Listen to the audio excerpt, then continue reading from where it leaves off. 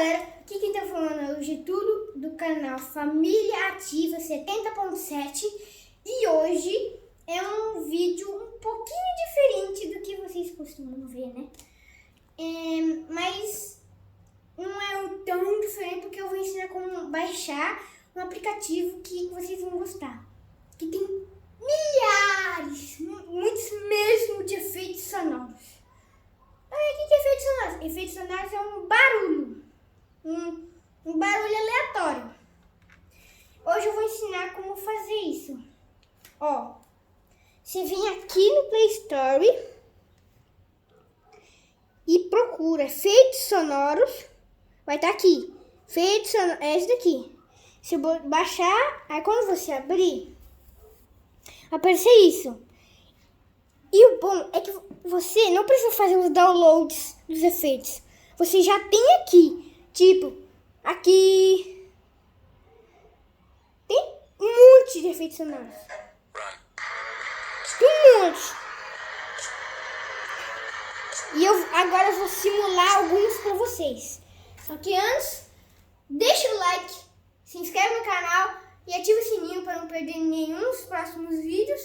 E que você possa compartilhar com seus amigos e que as outras pessoas também possam ver. Ó, então eu vou simular alguns. Agora, já deixou o like? Se inscreveu? Agora eu vou simular. Ó, vamos começar com corrida, pulo e tapa. Corrida, pulo e tapa.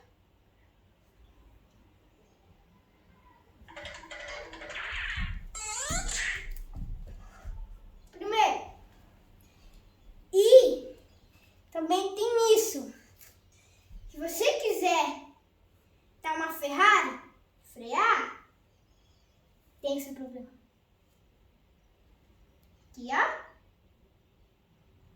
Aqui, ó. Ferrarão.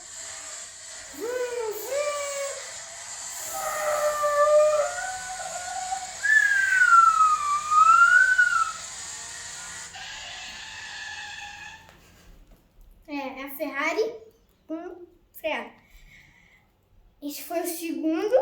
Agora, se vocês quiserem dar um tapa na cara, um tapa, tem a solução para vocês.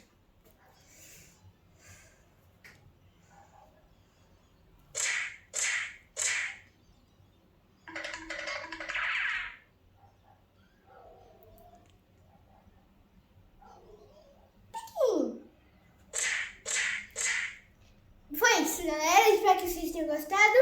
Não se esqueça de deixar o like e tchau!